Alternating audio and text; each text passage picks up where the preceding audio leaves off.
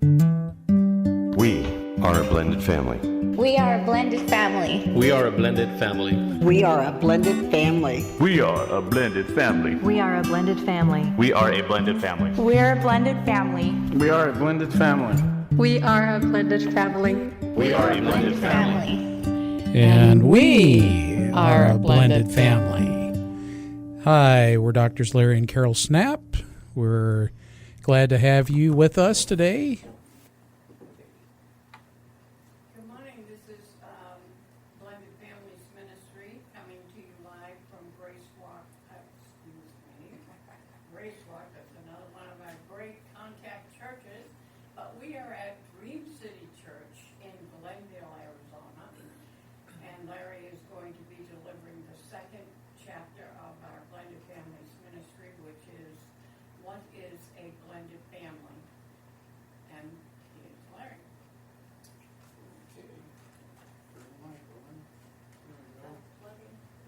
I got 2 out of 3. All right, so lesson 2 of 12, what is a blended family? So last week we said, what is a godly marriage? So we set the foundation for what God intended marriage to be and what the goal is. And obviously this is blended families, so this is mostly do-overs. Occasionally there's still first intact marriage that comes through, but for the most part these are do-overs. Just between relationships or whatever. So it's last week's lesson described what people should be looking for, the kind of mindset they should have towards whatever's coming down the road, and things like that. But we've also had people we know and people on Facebook and different things. It's like, well, blended families aren't really biblical. So we're going to be talking a little bit about that kind of stuff today. Larry, a lot of times too, especially now, so, we know the world is changing all the time, but we are having more people step forward for a first time getting married, but they have had children out of wedlock. Right. And now that the kids are getting a little older, they feel they want to have a family environment for those kids. And we've had several people come through our classes and that we counsel that is a first-time marriage for one of them, even though they have children from other relationships. So, and that is becoming more common for our blended family ministry. Yep, we are seeing those that, well, the last bullet point kind of covers that. First marriages are blending of 2 families. But yeah, we are seeing a lot.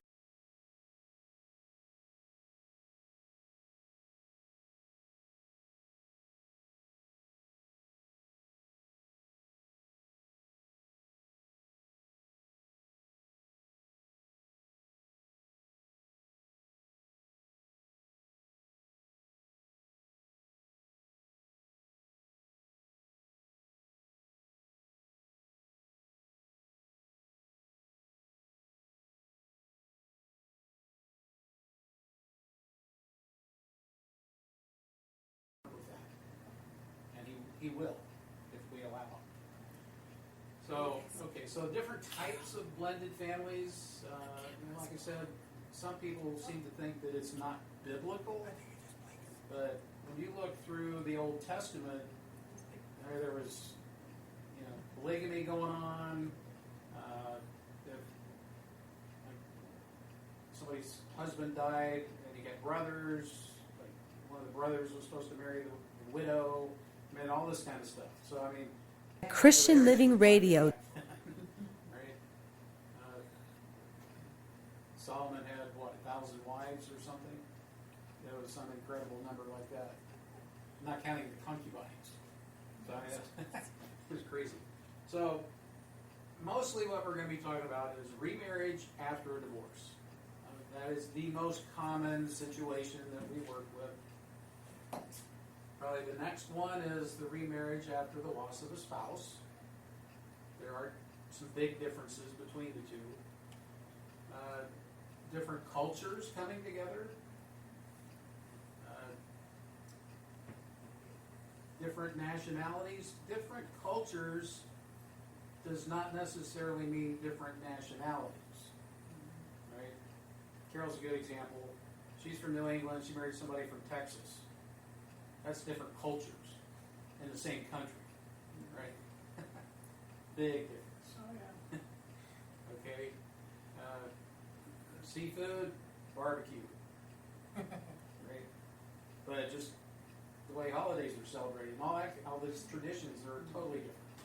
You're still Americans, okay? And you don't buy anything new, you patch it until you can't put the fourth or fifth patch on. Then maybe you buy it. Patching the patches. Great. But yeah, so there's different cultures, different nationalities, which a lot of times creates different cultures, but the different cultures don't have to be the same country, different countries. Different religions, we're really not supposed to do that. Do not be unequally yoked with unbelievers, right? And so that's a big issue. I mean, it's like probably the least bad would be a Christian and a Jew getting together. But if you try to get a Christian with a Muslim or a Buddhist or any other kind of religion, which one are you going to follow? Somebody's going to be the dominant one in that whole thing. So be very careful with that. When we do see that sometimes, adoption is another one. You know, you're bringing in an outsider into your family, and now you got to put that whole thing together. And like you just said, first marriages is a blending of two families. Somebody described this one time as like, so two people get married, they go on their honeymoon, and it's like they got his parents' picture on one side of the bed and her parents on the other side of the bed, right? You got those family members that you got to work with. Now, it's not just you anymore, unless you're orphans at that time. So even first marriages can be a blending of two families. So, I mean, it's biblical or not biblical. It obviously the whole blended thing was not what God really intended. You have one wife till somebody dies. That's it. And then whoever's left can start over. But it's one at a time till death do us part. That's what how God set it up, the way He designed it, and because of sin, even Moses kind of went around God's plan, just because people were so hard-hearted. They just couldn't live with one another. So He said, well, for the men, you can divorce your wife. Here's this piece of paper. You're not mine anymore. Go away. But that was Moses, right? And then in the New Testament, Jesus said, well, even in the beginning, it was not like that. Because like the Pharisee, well, Moses said. Well, yeah, but that's not what God said, right? Yeah, that was Moses. But God did not set it up that way. So there's all these different kinds of scenarios. For this class, we'll be talking mostly about the remarriage after divorce and the remarriage after the loss of the spouse. If we get the basics of marriage right, this is just what's the word? Just the minor stuff. Right? You get the basics right, get the head right, and how you're looking at things, like we were talking with Grace Walk in the seminars. How are you looking at what's going on here? Are you the critic, criticizing everything all the time? Or are you the encourager? Pick one. And nobody wants to be with a critic, right? So, all these different things, okay? Remarriage after divorce, okay? there is a lot of spiritual baggage. Marriage is spiritual warfare. Your spouse is not your enemy. That little golden nugget saved our rears when our thing blew up. Because we understood this is what was going on in the 4 months of hell and 2 months of purgatory after the big blow up. Right? Oh, well, Satan's trying to destroy us, so it's him that's the problem, it's not us. We're on the same team here, but we got an enemy we're trying to fight. He wants to kill us. So there's a lot of spiritual baggage, mostly because you're breaking what was supposed to be a covenant using the law. Right? You go to court, and then the court says you got to do this or that. Right? So now you've taken yourself out from under grace and put yourself back under the law when you do that. Now you've got alimony you got to worry about, child support, visitation, all this stuff that the court decides. Okay? So that's what we're talking about, getting back under the law. Okay? So a lot of spiritual baggage. There's, divorce is not the sin, it's the sin that leads to the divorce. That's the problem. So there's all kind of woundedness that's going on. People are doing and saying stuff. There's a lot of verbal abuse. There could be some physical abuse. There could be adultery, addictions, anger, abuse, abandonment was another one. Somebody just leaves and leaves you hanging there. These are the things that you have to deal with. These root causes, the sins that led to the divorce.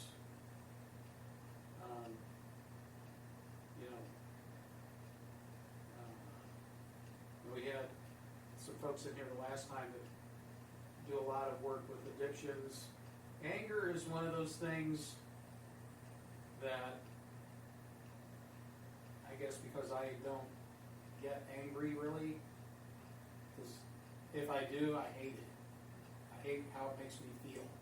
I'm like out of control, right? But it's mostly like a reflex to a pain of some sort, pain from the past, some kind of a woundedness situation, and it's that reliving the emotional pain and suffering that went with whatever that trigger was that drives that, and then we take it out on everybody else. Right? What we've been taught is if something makes you angry, deal with your anger before you try to deal with the person that caused it. Abuse, nobody wants that. Nobody deserves that. And there's all kinds of abuse, verbal, physical, emotional, sexual. There's all kind of abuse, right? None of it is good. And as a Christian, we shouldn't be doing any of that. That is totally, we have the column that's the works of the flesh, and then we have the fruits of the Spirit. These are all works of the flesh here. None of the fruits of the Spirit in here. But to fight against those issues, Larry, that's causing the spiritual baggage to resurface, it takes a husband and a wife together fighting the enemy. One can't do it all by himself. It takes two, and it takes two giving 24 hours a day, 7 days a week, going towards the goal, which is we're going to get rid of all those spiritual baggage things that are being thrown at us, so we have no more issues, and we're going to move forward as a Christian couple, Christian family. And that's hard to do because sometimes, and a lot of times, one of them doesn't want to go put that work in. Yeah. They want to do it maybe, well, I'll work on it in the evening. Try. Yeah. And it just will not work that way. Now of weird. I think we were. 'Cause We're, we did what we're we the were told. exception. It was like everything else blew up, but then we decided together we wanted to fix it. Yeah, So tell us what we got to do to fix it. yeah. And then when they told us what to do, we did it. Because we wanted to fix it ASAP, right? Not, well, I'll try it, see how it goes. So that kind of mentality is like, I don't really think it's going to work, but Yeah. we'll see what happens. Right? Now, a big part of the spiritual baggage stuff, I didn't even mention that, is the exes who still want to run your life. Right? You're in this new relationship, new marriage, and you're trying to blend yours and mine and maybe at some point ours, but you got an ex-spouse somewhere. They think they still own you a lot of times. They don't want you to fix it. They Well- want you to be unhappy because they're still unhappy. And yeah, we see a lot of times they're kind of okay with you kind of being in a new relationship until you get married. Right. And that's like, now I'm like out now. How's that going to work? Because like it's final. Yeah, it's once like, you're married. the ink is on the paper now, Yeah. right? There's always like, it probably won't work, so they don't worry about it too much. But then you get married, it's like, oh crap, I got to work on that. So, but a lot of that spiritual baggage is just having to deal with the ex, and all that legal stuff with the visitation with the kids and all that kind of stuff.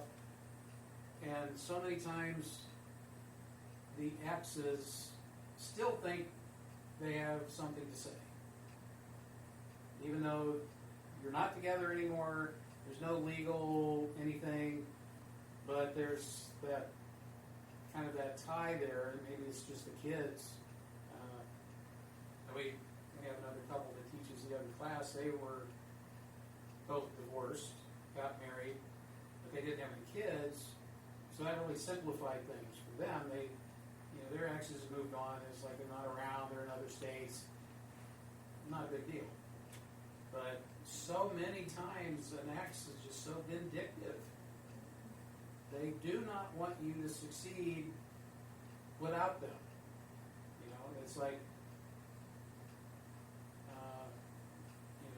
and well, even in the other class, we've seen, especially like the wife gets strong again as an individual, where they were kind of wimpy before, and then the ex or almost ex is like, wow, I kind of like that. Mm-hmm. Yeah, we've saved a lot of divorces from that class. So now it's like this whole new person, Yeah. and they become more Christ-like, which when you become more Christ-like, you're more attractive, more irresistible. Everybody, when they get around Jesus, they love Jesus. But a lot of times we're deceived into thinking, it's, thou shalt not do anything, right?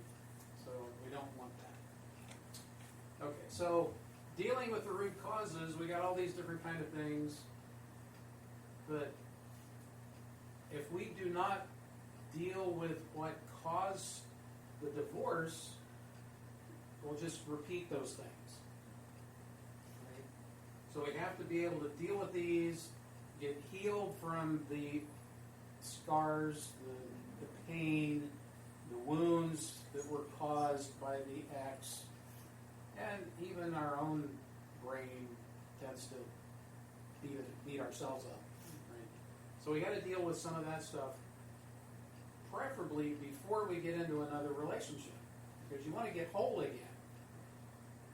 You want to be as close to 100% with your identity in Christ, so that you're not dependent on some other human being to be complete. Real life is not Jerry Maguire. You complete me. That's not this. Christ completes us. So forgiveness is a big part of being able to deal with those things. You identify those, the triggers, those things that make you angry or whatever, the people, the actions, and like we did with the thing with the balloons, you put them on there. Dear God, you deal with it. But forgiveness is what takes care of these and sets you free. But take time to heal, especially for kids. They need to know that they're not the problem. Sometimes they are, but that's because they're intentionally trying to be one. You know, Yeah, That- well, I they think act out. that a lot of times they do think they're the reason that you guys Well, got divorced. they will assume They did. that they're the cause. You know, mom and dad are splitting up. Must have been my fault. Well, it was the adults that are not doing right. Okay. So, give yourself time to heal. Give the kids time to heal. But it's a big thing to like have these family meetings where you can express to the children as the adult that, hey, I screwed things up. I need you to forgive me, because that will set them free and help get rid of a bunch of those generational curses. God allows do-overs. And one of the things in the other class is God hates divorce, but He doesn't hate you.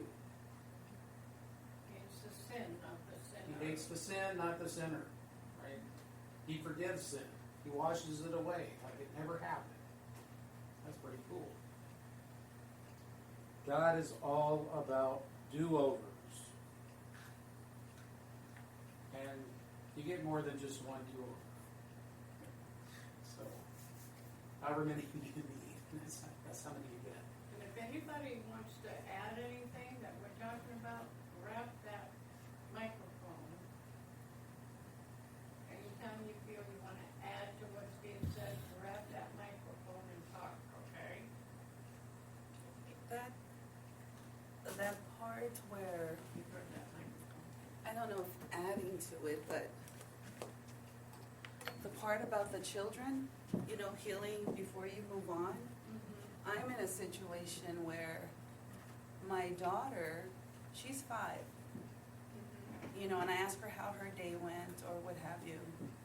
So now she tells me how her dad has this friend, because that's what dad tells her, is it's a friend, but she hears them telling each other they love each other.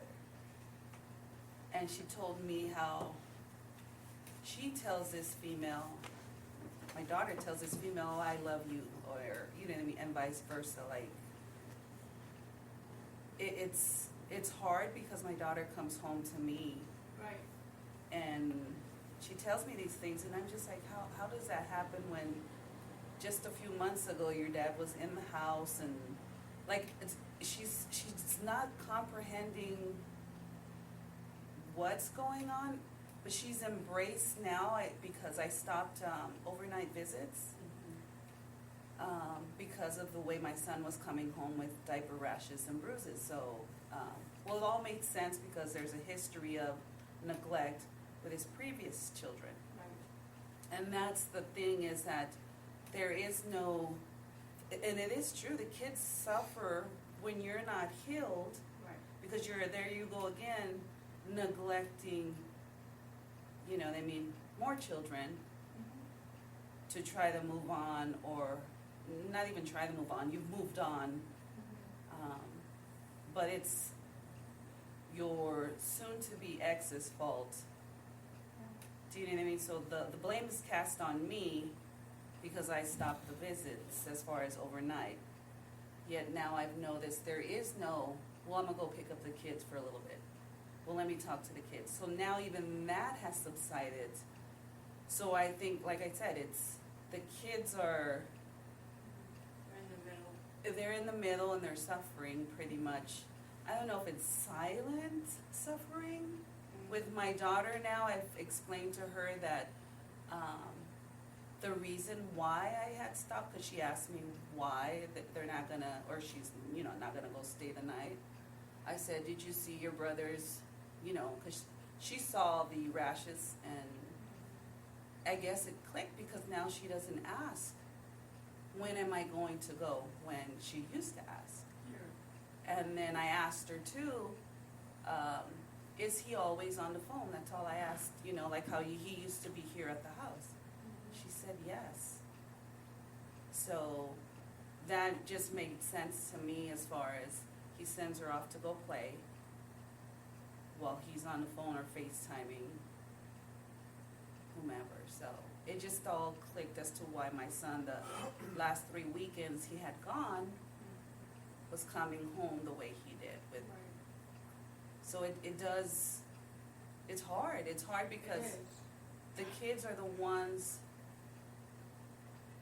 that are, it's just like with, you have to heal to move on so that the kids will understand eventually, okay, there's no connection anymore between mom and dad. Do you know what I mean? There has to be a process, I think, as far as the healing process. Yeah. When it comes to the kids, I know with the parenting class that the court has you do, they say take at least a year. Do you know? Before you go into a new relationship. Yes. Yeah, because that's giving you time to heal. Yes. All of you.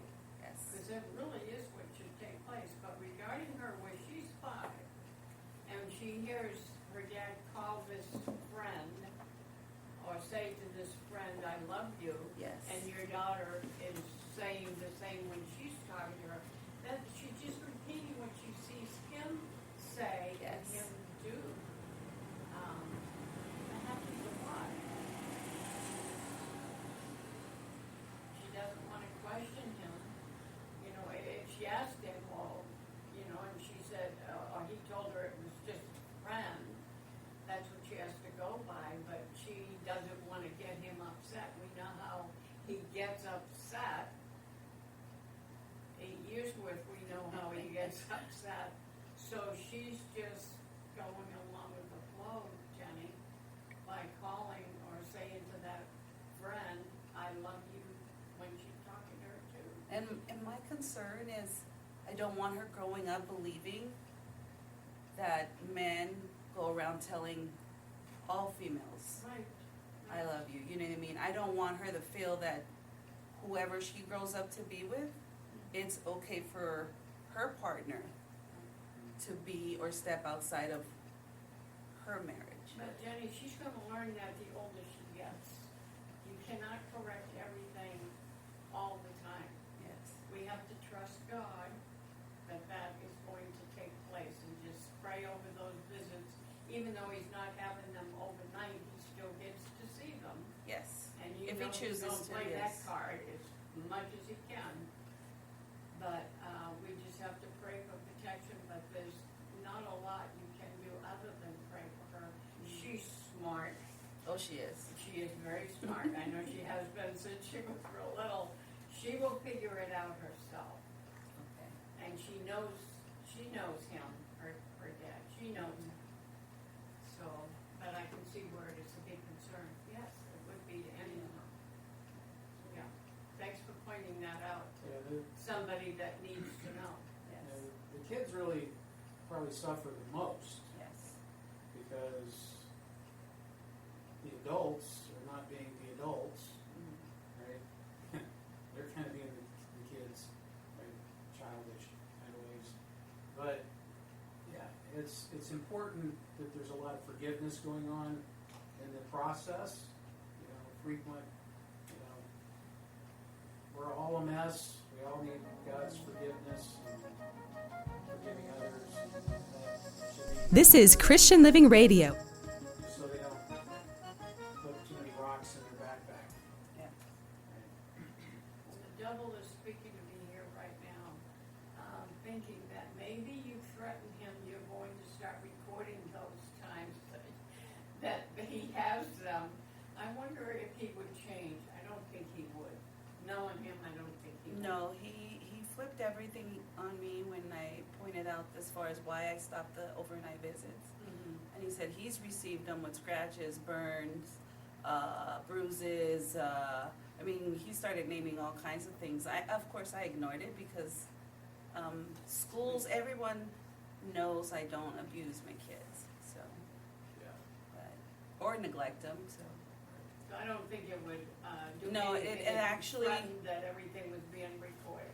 No, because I took pictures and showed them and told them that I have pictures of what it is. And no, what now he's decided to do pretty much is not come around the kids, which is a benefit to me because it's still an ongoing process. I got a new attorney.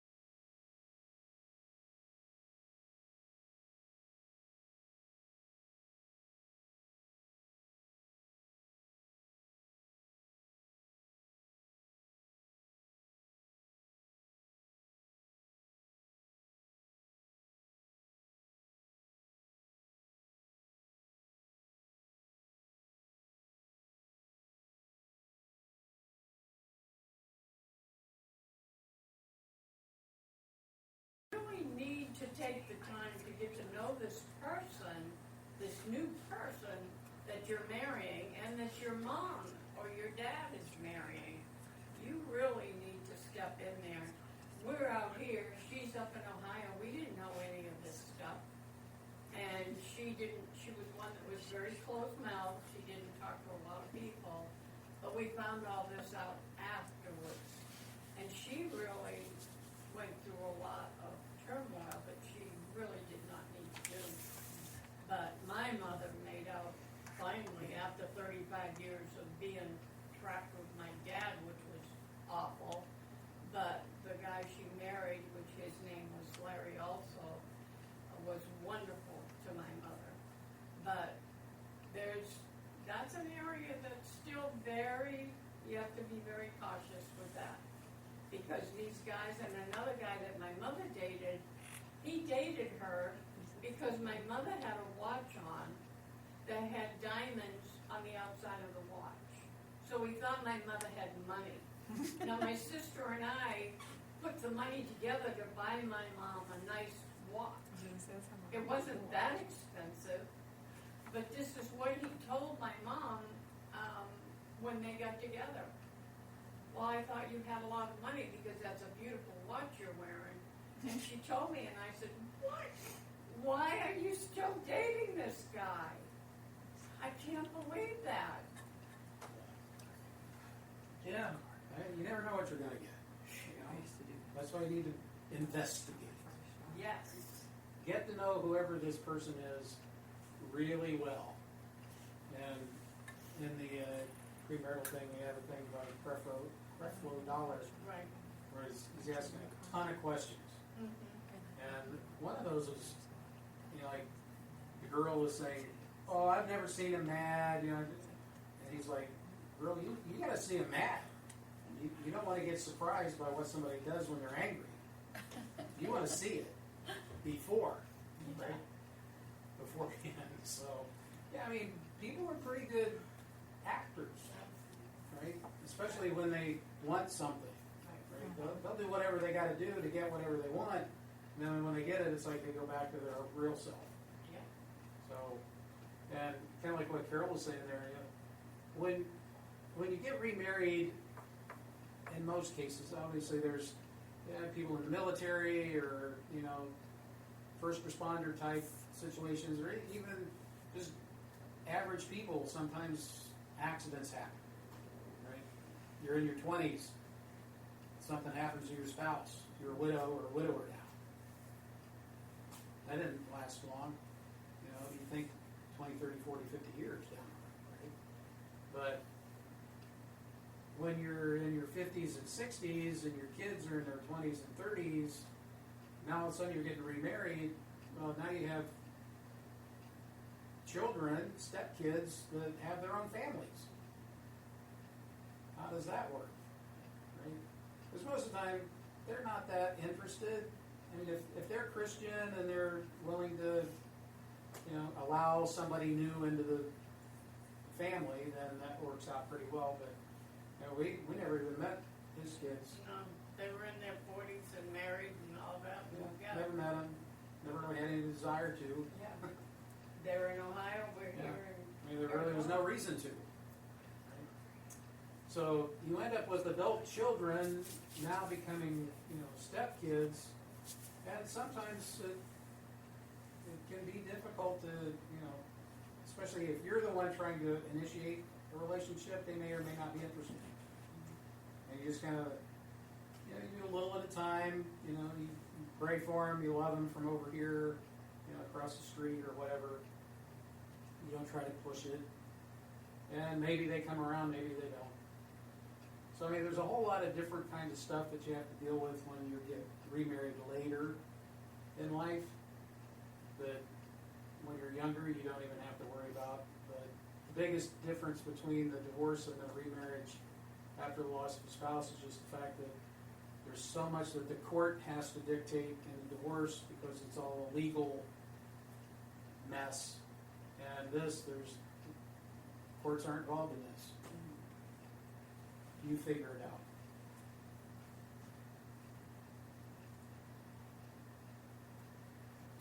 And I had to restart the video a minute ago. it just, for whatever reason, sometimes just quits. And I don't notice it, I just happen to notice it this time. We don't have many watching yet this morning anyway. Yeah. We have 8. Remarriage requires each spouse to give each other lots of grace and mercy, and this is in any situation. As you learn how to celebrate each other's differences, so that's the class for next week. Celebrating your differences. What Satan wants to do is for you to see what's different about somebody as a negative, rather than an opportunity.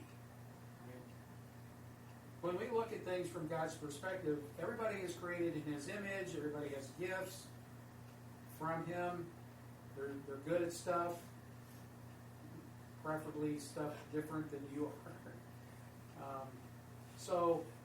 But the enemy wants to divide, right? So anything that's different, he wants us to see it as a negative, that it's wrong, and we have to correct it, and those kind of things. But God's like, hey, it's all good. One of those, I think we usually talk about it in the next class, but the chef that was trying to teach his wife how to cut stuff real fast, he's right-handed, she was left-handed, so she was having a really hard time doing it his way, just because she was trying to do the other hand. It's different. It's not right, wrong, it's just different. And he was getting irritated that she couldn't do it his way. Yeah, she couldn't do it as fast as he could. And he kept showing, but it was the opposite hand, and that wasn't her main. And if she was a woman, she just would have just stopped and done it herself. If it was switched and the woman was trying to show the man, she would just, it's fine, just stop, you're good, I got it. Yeah, just let me do it. Right? Go away, you bother. In the nicest way. Yeah. So again, discover when you really look at it, the beauty of marriage is taking this time that God has given you, however long it is, we don't really know, but to discover each other's God-given gifts and make use of them to the benefit of the marriage. Enjoy the journey. Enjoy the journey. Yeah. And when you have a covenant mentality, which is what we talked about last week, you'll hopefully have many years on that path of discovery. So it's not like, I don't like the way you do this. It's like, wow, that's cool. How are you looking at this stuff? Right? Is it, oh, no problem, or everything's a problem? It's like we're in one side of the fence or the other. It's like everything's cool, no problem, no worries, or every little thing you do is wrong. Let's try to get a little more in between there. Obviously, you can't say no problem to everything. Tried that, didn't work. It worked for 20-some years, and then it's like, it doesn't work anymore for me. I'm out. Just spur of the moment kind of thing. I'm done. But God put us all back together, so it's all good. Well, it's like when you started having a voice, I would say, okay, this is what we're going to do today. We're going to do da-da-da-da-da-da, and this is the order we're going to do it. And he'd be sitting there looking at me, and I'm thinking, I wonder why he's not agreeing, because it's not normal. We now have discovered he has a voice and an opinion. So I'd say, well, what do you think, Larry? And so Larry would start telling me. And believe it or not, a lot of the times the way he would have a comeback, well, I knew we were going to do that, but I think we ought to do this before we do that, and this is why, and I'm thinking, I hadn't thought of that. Okay. And then because I hadn't ever heard his side of anything, I was so used to running everything, making all the decisions. That was hard for me to adjust, to allow him to do that. She had to allow it. But that was, she had to get a change of mind. Yeah. A changing the way she was looking at stuff. Because being a single mom for 3 or 4 years, just do it this way, boom, boom, boom. Nobody else to check with, nobody else to offer an opinion, just do it, right? And that just carried over into ours. And yeah, I didn't care. I'm the new guy, you know, whatever you want to do, that's fine. They're your kids, you know, all that stuff. Until you decided you would Well, you know, have a say. there was a period when I sort of felt like Carol had put me way up here on this pedestal thing. I'm like, I can't be that good. I jumped. I don't want to be that good anymore. You know, and that's, you know, the expectations that a spouse puts on the other spouse. And sometimes we put them up here sometimes, which that's okay. But if you're talking to them like they're down here someplace, then they'll jump to get back down here. And that's what I was doing, I really was, because I was running everything. Yeah, and I really did. At first, I was like, what? Compared to the other guys, comparing, I just need to show up. And it's all good, because I'm not that bad. But turned out I was almost that bad. Okay, discover each other's God-given gifts and make use of them. Whoever's really good at something, let them do that. You know, like the accounting, the bookkeeping stuff, or you know, whatever it is. You know, just because you're the guy or just because you're the gal doesn't mean you have to do a certain job. If God has gifted you with the ability to do that fairly easily, let him do that. You know, definitely not a hill to die on, right? So have that covenant mentality. You know, with 20 years from now, we'll be in a rocking chair on the porch and we'll be laughing about the stuff we're doing now. So, Goals. That's the goal. that's the Right. goal. Yeah. And each day, you're working towards a goal. Yeah. It's when you don't have any goals, that's when Satan really gets in there and messes with things. Because you lose focus with where you're going. Just, The issues that are coming up now, you have to consider them as just hiccups in the road. it's You're gonna get temporary. past them. You can't take the time to argue and be upset, and we know people that go days without talking to one another. Why? That's a big waste of time. And that's not being godly. We're supposed to be godly. That's not godly at all. This whole idea of marriage being spiritual warfare, I think, is so important. If you look at it from that perspective, on a fairly frequent basis at least, you're more prepared for the attacks. And you recognize the attacks for what they are.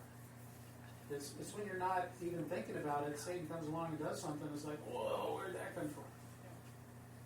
Well, you did this. Right? It's not Satan that did it, it's your spouse. And you're pointing the finger, you know, at each other. I have a comment when it comes to that. Okay. Let's hear it. Because some of it is in my, I must use my example. We come and do this whole thing with, you know, church, get involved, do this, and celebrating each other's differences, right? So in my case, I'm expected to embrace the lying, the cheating. So if it comes up, look, I'm supposed to embrace it, you know, because it's just, like you said, spiritual warfare. So in my case, the person I was with hid behind this stuff Oh, yeah. to come back and say, look, this is how it's going to be, and I have to just kind of embrace his differences. You know what I mean? Like, Well, we are talking about God-given gifts. exactly. But that's what I'm saying, is that he believes till this day that he is a godly man. Oh, yeah. Till this day, believes he is a godly man, regardless of his, Actions. exactly. So that's why I'm saying you can't, there's some that will hide Oh, yeah. behind this stuff. So I just want to make sure that there's people that are aware that They're good actors. you don't Yeah, have I know. to. In my case, I was told pray for him, pray like praying it away. Right. But I have to say, in my case, you can't pray this stuff away. You know what I mean? This stuff is not going to go away if the person sees nothing wrong and he, in his mind or in her mind, believes that they're doing everything God's way. It's, that's, You can't help everybody. yes. Yeah. But if I could help one person by speaking my story, Right. so this is why I guess in my case I felt like I stayed in it too long, because I was getting good opinion, and good advice from godly people, but then there's godly people that also, oh no, you have to stay in it, pray for him, pray this, pray over your husband, pray this. I've tried everything that, you know what I mean, but it's just like, so for me, I was led to believe that I have to embrace whatever is done or said to me, because he's a godly man. He's a God. I'm convinced that he is a godly man, and this is the God that we serve until I finally said, oh yeah, I'm not serving that God. So whatever God it was that he was serving. Yeah, so I just wanted to put it out there that they hide behind this stuff. Yeah, well, this is where we kept telling you that you needed to get confirmation from God yourself. Yes. We could tell you, we know what's going on, and we met with him many times. Yes. And I raked him over the coals many times. Yes. And he wasn't changing. It was going nowhere. But we can't force you to do what we know you need to do. You have to be the one to feel you got that confirmation from God to be able to move on. Correct. And there was confusion in my situation because again, I had godly family, right? Through the church. One's telling you one thing, one's telling you to stay, one's telling you, come on, the flags are there. Like everything is there. That's not right. That's not normal. And they're like, no, you stay. You stay. Do you know what I mean? So I'm stuck in the middle. I'm just like, you know what? And I felt worse. I felt worse with the ones telling me to stay versus the ones that, so I'm just like, but I said all in God's timing. Like I knew that it'll all be in his timing and he'll say, okay, this is enough. I've shown you all that you need to see, be done. And it happened, so I'm just. Like last week we had that flow chart thing with the Yes. submissions, right? Yes. It's each individual to God first, and then should be equally loving and respecting each other Which he was as not equals, doing. as equals. And then, if those are being done, then the wife to the husband. But God first, Yes. right? No matter what the husband is doing, you still got to answer to God. Yes. Right? And, in Corinthians there, it talks about, like, if you're the believer, and he's not so much, if he wants to stay, fine. If not, But, and that's what God is talking about don't be unequally yoked, right? He doesn't, it's that kind of a situation he doesn't want you to have to be in. Because you're with somebody that's not a believer, really. And he didn't want the kids seeing this. That's what I kept pointing out, because yeah. the kids getting older. They don't need to see this. It's bad for kind of them. behavior. But on the other hand, then you see, God hates divorce, Yes. right? So then you hear all that, well, you gotta be there. God hates divorce, so you can't do it. Well, he did it. He divorced his bride of Israel, right? So so there's other scripture that, like, if you get divorced, then you get remarried, now you're an adulterer. Okay, fine, adultery is a sin, but God forgives sin. And like in the other class, it's like God hates divorce, but he doesn't hate you. Thank you for tuning in today and joining us for Blended Families Ministry with Doctors Larry and Carol Snap. We hope you've enjoyed. It's our sincere prayer that this class blessed you today. There's many more to come, so keep tuning in and make sure you share this with somebody you know and tell them about Blended Families Ministry here on Christian Living Radio. I'm your host, Dr. Kenyatta Goins, signing off. Until next week, may God's best be yours. Join the best positive Christian lifestyle movement on the air at Christian Living Radio.